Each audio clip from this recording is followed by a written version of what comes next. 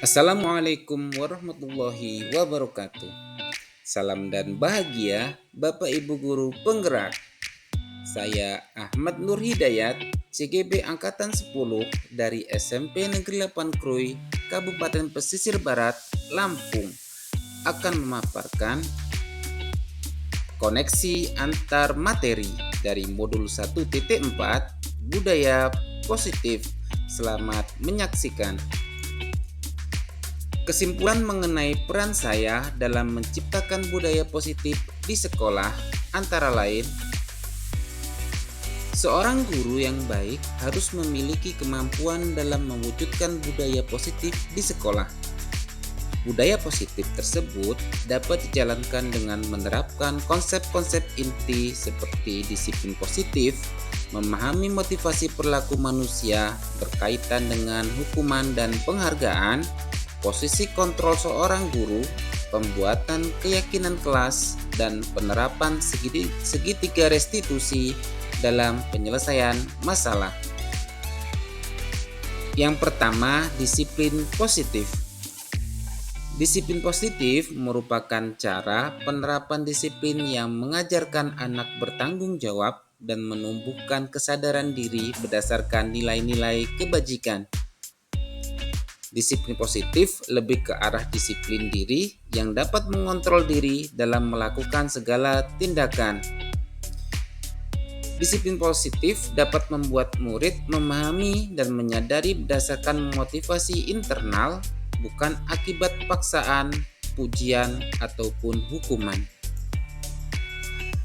Yang kedua, guru harus memahami tentang motivasi perilaku manusia.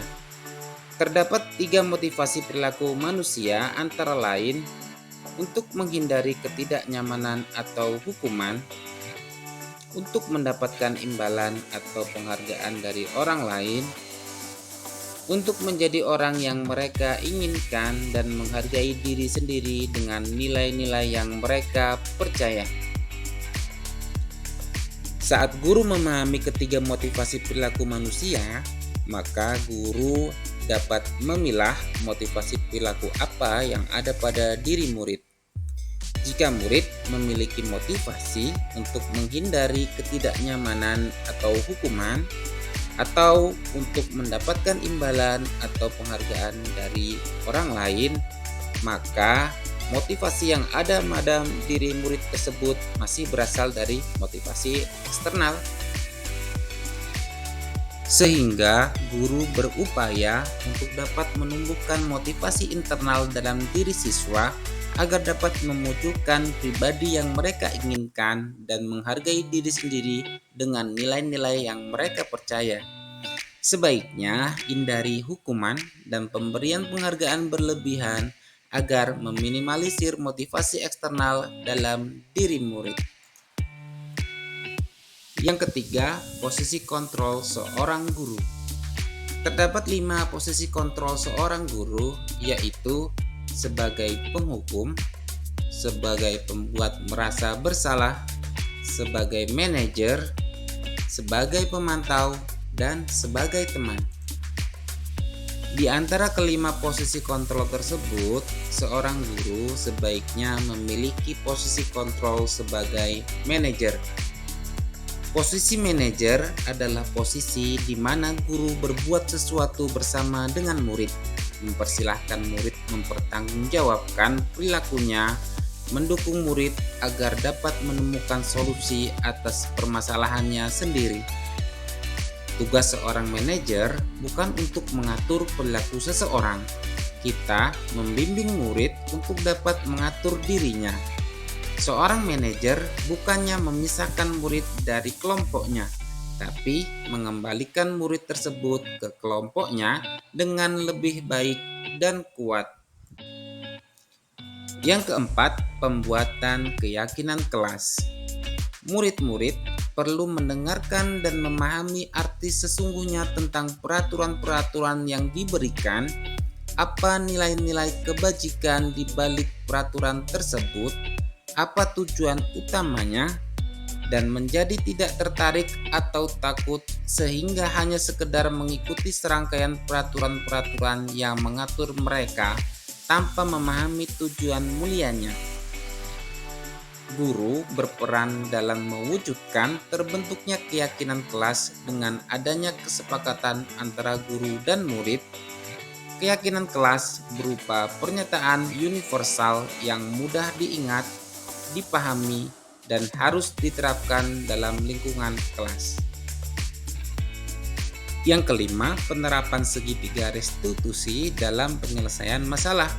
Guru yang berperan sebagai manajer menggunakan segitiga restitusi dalam penyelesaian masalah melalui 3 tahapan, yaitu menstabilkan identitas, validasi tindakan yang salah, menanyakan keyakinan. Tujuannya untuk menghasilkan murid yang mandiri dan bertanggung jawab.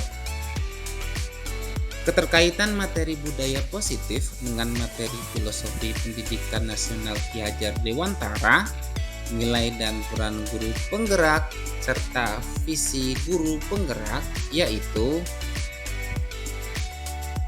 dengan menjalankan budaya positif di sekolah, maka akan mempermudah dalam tercapainya tujuan pendidikan nasional sesuai dengan filosofi Ki Hajar Dewantara, yaitu pendidikan yang berpihak kepada murid dan bersifat menuntun tumbuh hidupnya kekuatan kodrat yang ada pada murid.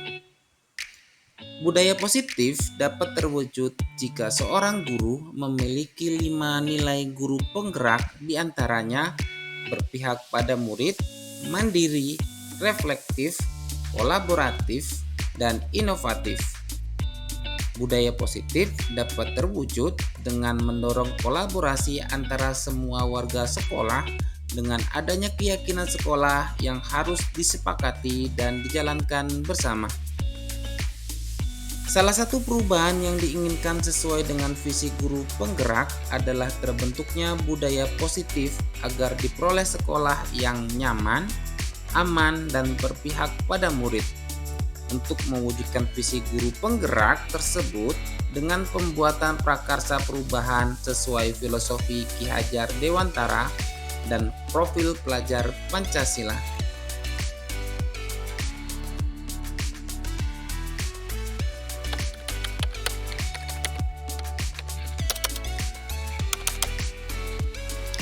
Saya sudah memahami konsep-konsep inti dalam modul budaya positif berkaitan dengan disiplin positif, teori kontrol, teori motivasi, hukuman dan penghargaan, posisi kontrol guru, kebutuhan dasar manusia, keyakinan kelas, dan segitiga restitusi. Seluruh konsep inti tersebut harus diresapi dalam diri, diwujudkan dalam tindakan, dan dibagikan kepada rekan guru di sekolah. Hal yang menarik bagi saya dan di luar dugaan adalah saat saya mempelajari motivasi perilaku manusia berupa penghargaan.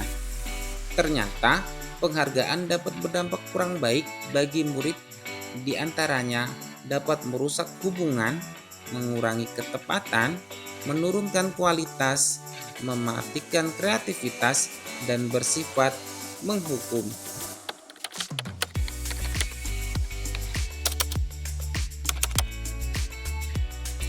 Perubahan yang terjadi adalah saya menyadari posisi kontrol yang biasa saya lakukan adalah sebagai penghukum dan pemantau.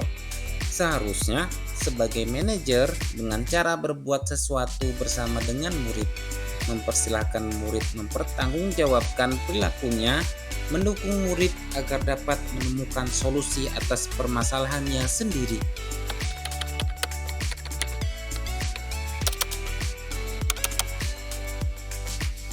Saya menangani siswa yang sering datang terlambat ke sekolah. Saya menggunakan langkah-langkah dalam segitiga restitusi, yaitu menstabilkan identitas, validasi tindakan yang salah, dan menanyakan keyakinan. Saya juga bersama murid-murid membuat keyakinan kelas berupa pernyataan universal yang mudah diingat, dipahami, dan harus diterapkan dalam lingkungan kelas.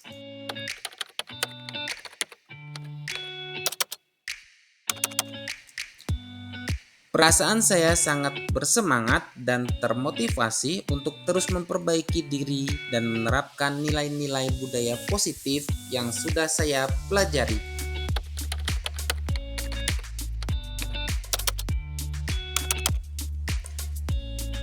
Hal yang sudah baik menurut saya adalah sudah mulai munculnya motivasi internal pada murid untuk melaksanakan budaya positif sesuai dengan nilai-nilai kebajikan yang diyakini. Yang harus diperbaiki adalah posisi guru harus sebagai manajer dengan cara membimbing murid untuk dapat mengatur dirinya. Seorang manajer bukannya memisahkan murid dari kelompoknya, tapi mengembalikan murid tersebut ke kelompoknya dengan lebih baik dan kuat.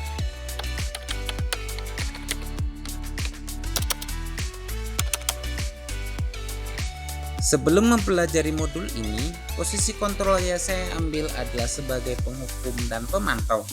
Perasaan saya saat itu saya selalu diliputi perasaan bersalah karena harus memberikan hukuman atau konsekuensi jika anak berbuat kesalahan. Setelah mempelajari modul ini, saya mulai menerapkan posisi manajer dalam penyelesaian masalah. Perasaan saya menjadi sangat tenang dan saya mulai menyadari pentingnya komunikasi yang efektif untuk menumbuhkan rasa tanggung jawab pada diri murid.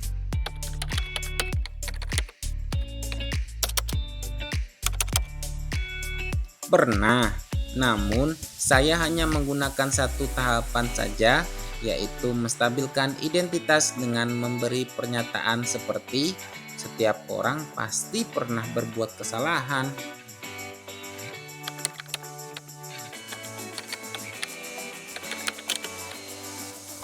Hal lain yang penting untuk dipelajari dalam proses menciptakan budaya positif adalah melakukan kolaborasi antara sekolah dan orang tua murid, agar budaya positif ini jangan hanya dilakukan di kelas atau sekolah saja, namun juga di rumah, agar menjadi suatu kebiasaan atau karakter saat berada di lingkungan sekolah atau di lingkungan dimanapun. Sekian pemaparan dari saya. Terima kasih. Salam dan bahagia. Wassalamualaikum warahmatullahi wabarakatuh.